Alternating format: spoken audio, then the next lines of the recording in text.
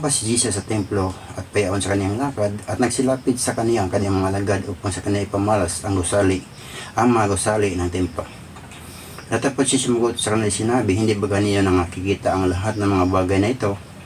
Katotohanan sinasabi ko sa inyo, dito walang may ibang bato sa ibabaw ng ibang bato na hindi ibabagsak. So dito, ano ang ibig sabihin ng Panginoon sa Kristo? Ano ang propesya na ito ng ating Panginoon sa Kristo? At kailan ito magagat? Pero yung propesya dito na gigibain ang mga gusali, ito ba ay literal or spiritual? At kung ito ay literal, kailan ito mangyari? At kung ito ay spiritual, kailan din ito mangyayari? So dito natin makikita na ang propesya na ito ni Jesus ay napakahalaga na ating makita at maunawaan sapagkat ito yung ating sitwasyon sa kasalukuyan ng mga churches. Kung makikita natin ng mga churches na gagandahan ng mga building, nagpapatayo ng mga building, yari sa simento, yari sa magandang materialis sa kapanahunan. Ngunit, ang salitang ito ay dapat ba natin bigyan pansin? Dapat ba natin baliwalain? Or dapat nating tugunan ang propesya na ito dahil kung hindi natin maunawaan ang mga bagay na ito, tayo ay magugulat na lang kapag nagkaroon ng pagpapagiba ng lahat ng gusali. Kung ito ay literal. Kung hindi spiritual naman, kailangan natin itong maunawaan. 2 Kings chapter 25. Dito ang hari ng Babylonia na si King Nebuchadnezzar ay inutusan ng kanyang general na si Nebuzaradan na sirain, sunugin ang templo ng Diyos. So dito ating makikita sa verse 8 na ikalimang buwan na ikapitong araw ng buwan na siyang ika-labing-siyam na taon ng haring Nabucodonosor na hari ng Babylonia at naparoon sa Jerusalem si Nabuzaradan na punong kawal ng bantay ng lingkod ng hari ng Babylonia at kanyang sinunog ang bahay ng Panginoon at ang bahay ng hari at ang lahat ng bahay sa Jerusalem at sa mga katutubagay, bawat malaking bahay ay sinunog niya ng apoy. So dito, anong nangyari at pinahintulutan ng Diyos na sunugin ng hari ng Babylonia ang templo ng Diyos, na alam natin na ang templo ng Diyos ay na pinanahanan ng kanyang presensya at kung bakit niya pinahintulutan na sunugin ang bahay ng Panginoon. Ito ay kalintulad din ng paggiba na walang bato nakapatong sa ibabaw ng kapwa bato na hindi igigiba. So dito natin makikita na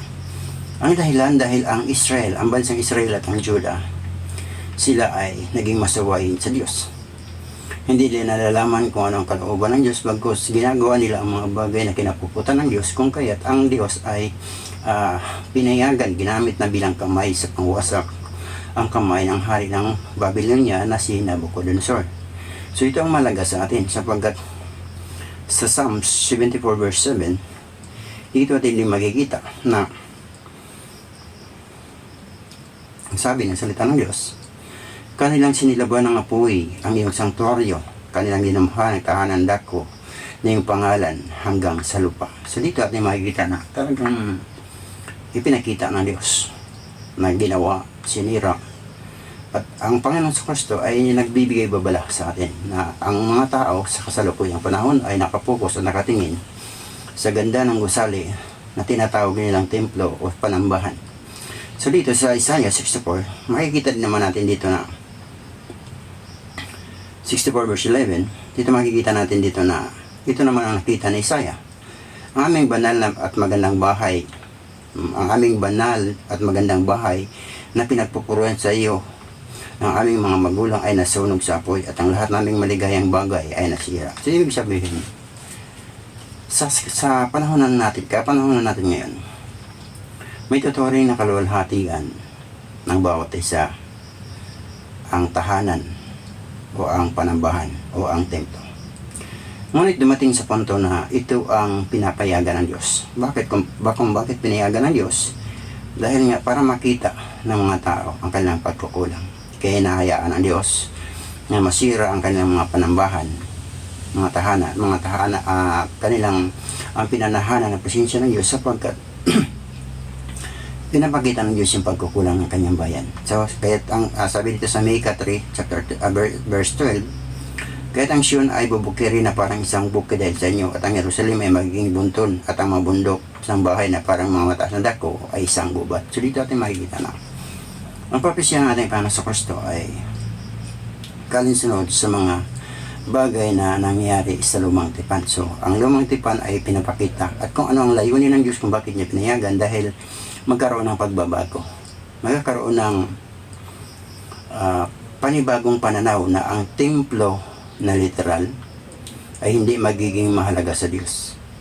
Kaya papayagan ng Diyos na ang kamay ng kaaway ay magkaroon ng pagkakataon para iwasak, igiba tulad ng ginawa ni Haring Nabucodonosor sa templo na ginawa ni Solomon, na kung alamin natin na napakagandang templo ang ginawa ni Solomon, ngunit dahil ang Diyos ay napuot sa pagsuway sa ginawang pakigapid ni Solomon sa lahat ng maraming bagay na kinapuputan ng Diyos, pinayagan ng Diyos at hinayaan ng Diyos na mawasak ang templo na kung saan na sila nananambahan. At dito pinakikita na kailangan ng Diyos baguhin ang sistema, sapagkat ito ang sabi sa Korinto chapter 3. Ito yung pagbabago ng panahon kung bakit pala papayagan ng Diyos na nagiba ang templo sa unang sa lumang tipan, at sa bagong tipan nagpropesya ang Panginoong sa Kristo na magigiba din ang mga templong ito, at kung kailan hindi natin alam. Isang bagay lang dapat natin malaman. Sa 16 ang sabi ng salita ng Diyos, hindi ba ganin nyo nalalaman na kayo templo ng Diyos at ang Espiritu ng Diyos ay mananahan sa inyo? Kung gibain ng sino man ang templo ng Diyos, siya ay gigiba ng Diyos, sapagkat ang templo ng Diyos ay banal at ang templong ito ay kayo. So, ibig sabihin, nagkaroon ng pagbabago ang plano ng Diyos. Kung ang lumang tipan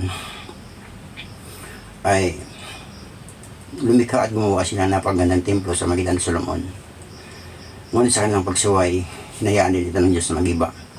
Sa bagong tipan, makikita natin ngayon ang nagagandahang pagtatayo ng mga simbahan. Malalaking building, magandang disenyo. Ngunit ano ang propesiyang ito ng Panginoon sa Kristo? Kailan ito magganap? At yun ang kinakailangan natin mapaghandaan. Sapagkat pag dumating ang batas na magsasabi ng one world religion, one world government, magugula tayo sapagkat hindi tayo handa sa kapahayag yun. Kaya kinakailangan natin makita ang mga bagay na ginagawa ng Diyos sa pamagitan ng kanyang salita. Sa 2 Corinthians chapter 6, dito atin makikita verse 16. Sabi niya, anong pagkipag-isa mayroon sa templo ng Diyos sa mga Diyos-Diyusan, sapagkat kayo'y templo ng Diyos na buhay, na gaya ng sabi ng Diyos, mananahan ako sa kanila at lalakad ako sa kanila, at ako'y magiging kanilang Diyos at sila'y magiging aking bayan. So dito atin makikita na ang layunin ng Diyos sa natin ay para magkaroon tayo ng pagbabago sa pagkaalam, pagkaunawa sa mga bagay ng Diyos. Kaya kinakailangan natin makita ang mga sinasabi ng Panginoon sa Mateo 24 para ating maunawaan ang mga bagay nito, kung dumating man, hindi tayo magugulat, hindi tayo mabibigla, sapagkat ang salita ng Diyos, ang propesya ng Diyos ay ipinakita na. Kaya nga sabi ng salita ng Diyos dito, kaya kung bakit papayagan ng Panginoon na mangyari ito, bagamat hindi pa nangyayari, sinasabi na niya upang kung ito'y mangyari, alam natin na ito'y mangyari dahil sinabi niya. Sa 21:22, ito